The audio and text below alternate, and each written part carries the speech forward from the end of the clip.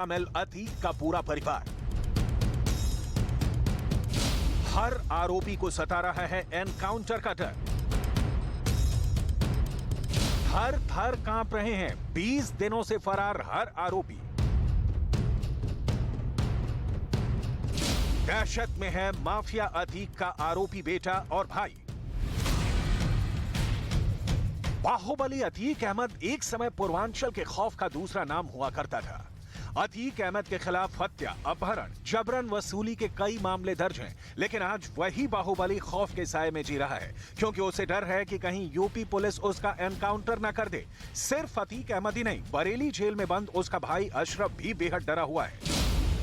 उमेश पाल हत्याकांड के बाद से ही यूपी एसटीएफ और पुलिस का एक्शन लगातार जारी है और यही वजह है कि प्रयागराज से सैकड़ों किलोमीटर दूर साबरमती जेल में बंद अतीक अहमद को एनकाउंटर या फिर साबरमती से यूपी लाने के दौरान गाड़ी पलटने का डर है। तो वहीं बरेली जेल में बंद अतीक अहमद का भाई अशरफ भी काफी डरा हुआ है और उसे भी अब एनकाउंटर का डर सताने लगा है। अतीक के भाई अशरफ की कोर्ट में अर्जी। जेल से बाहर ले जाते वक्त सुरक्षा की मांग। उमेश पाल हत्याकांड ने न सिर्फ प्रयागराज को बल्कि पूरे उत्तर प्रदेश को हिलाकर रख दिया था। इस हत्याकांड के बाद यूपी पुलिस की ताबड़तोड़ कार्रवाई ने आरोपियों में दहशत का माहौल पैदा कर दिया। इस दहशत की वजह से ही बरेली जेल में बंद अतीक के छोटे भाई और पूर्व विधायक खालिद अजीम और अशरफ ने प्रयागराज की स्पेशल एमपी एमएलए कोर्ट में अर्जी दायर की है। अशरफ ने इस अर्जी के जरिए जेल से बाहर ले जाते वक्त पुख्ता सुरक्षा मुहैया कराने की मांग की है। नेपाल में छिपा है अतीक का शूटर बेटा। हत्याकांड के बाद अतीक के करीबी भी एसटीएफ के निशाने पर हैं। बताया जा रहा है कि पुलिस और एसटीएफ ने कुछ ऐसे ही लोगों की एक लिस्ट तैयार की है जिनके संबंध अतीक गैंग से रहे हैं। इसी मामले में एसटीएफ की टीम बहराइच के एक कारोबारी की तलाश में जुटी हुई है।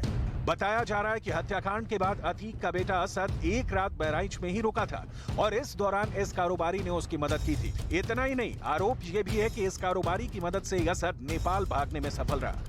उमेश पाल हत्याकांड की जांच कर रही पुलिस और एसटीएफ यूपी से नेपाल तक अतीक अहमद के बेटे असद की तलाश में जुटी हुई है। असद को भी खुद के एनकाउंटर का डर है और यही वजह है कि वो भागा भागा फिर रहा है। उसने कोर्ट में सरेंडर करने की भी कोशिश की थी, लेकिन पुलिस की मुस्तैदी की वजह से वो सफल नहीं हो पाया और अब उसके नेपाल भागने की खबर है। उमेश पाल हत्याकांड में अब तक 2 शूटर एनकाउंटर में मारे जा चुके हैं। प्रयागराज में 24 फरवरी को उमेश पाल की हत्या कर दी गई थी और तभी से यूपी पुलिस और एसटीएफ की टीम अतीक गैंग के शूटर्स की तलाश में जुट गई है और इसी सिलसिले में अतीक अहमद का बेटा असद भी रडार पर है।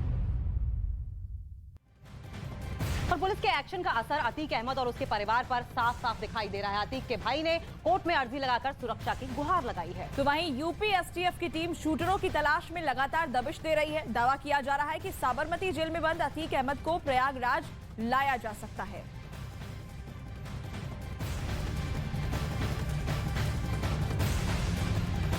तो ये बड़ी अपडेट आपको बता दें कि पुलिस के एक्शन का असर अब अतीक अहमद और उसके परिवार पर साफ साफ दिखाई दे रहा है। अतीक के भाई ने कोर्ट में एक तरफ अर्जी लगाई है, सुरक्षा की गुहार लगाई है और साफ तौर कहा है कि वीडियोग्राफी होती रहे, फोटोग्राफी होती रहे और वकीलों की मौजूदगी में मैं जेल से बाहर निकलूंगा। तो वहीं यूपी एसटीएफ की टीम शूटर्स की तलाश में लगातार दबिश भी दे रही है।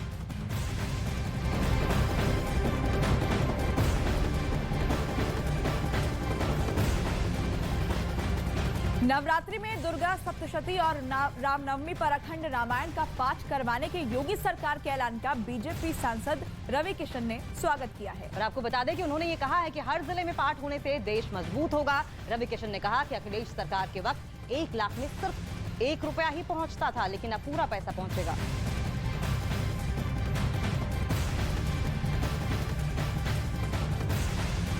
रवि किशन जी, मुख्यमंत्री योगी ने आदेश दिया कि हर जिले में रामायण का पाठ होगा, लेकिन जो मुस्लिम धर्मगुरु हैं उन्होंने इस पर आपत्ति जताई। उन्होंने केवल रामायण क्यों, उनके धर्म को भी ध्यान में रखा जाए, उनके लिए भी।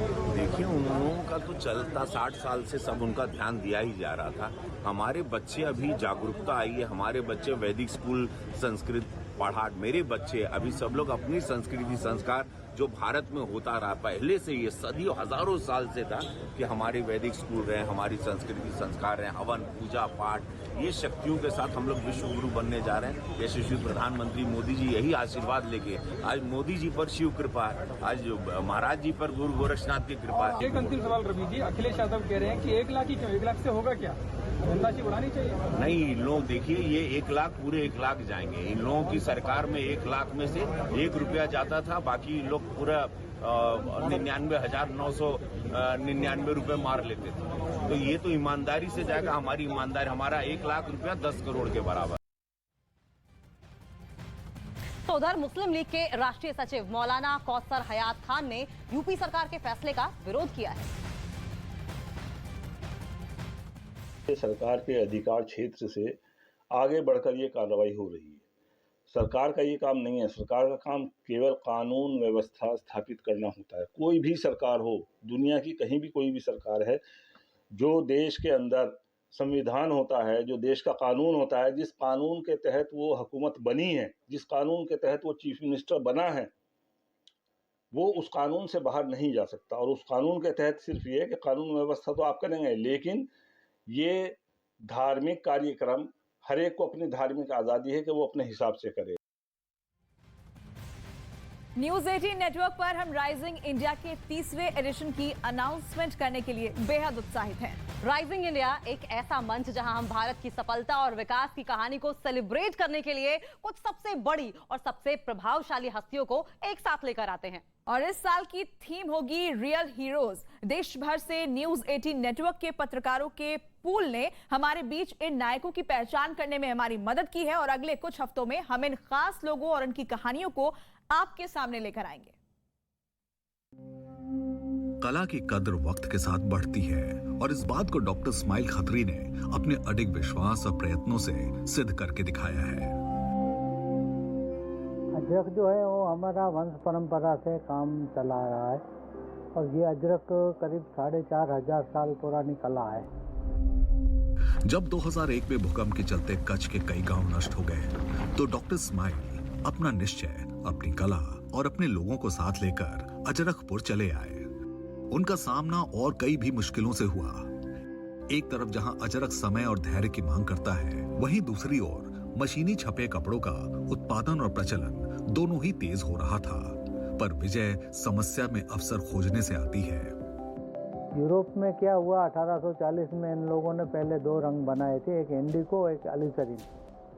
इसके बाद कलर की दुनिया में ये लोग विकास करते गए और जहर डालते गए अंदर, तो नतीजा ये हुआ कि चमड़ी का कैंसर यूरोप में बढ़ गया। हमारे पिताजी को ये नेचुरल डाई का थोड़ा नॉलेज था, तो उनको ऐसा हुआ कि बच्चों को ये सिखाएं तो कभी काम आएगा। तो इसमें फ़ायदा ये हुआ कि हम लोग ये जहर से बचे, हमारे ग्राहक भी बचे और एक तरह का जो मैं लोगों को बताता था उसमें एक तरह का अजरक का मार्केट हो गया।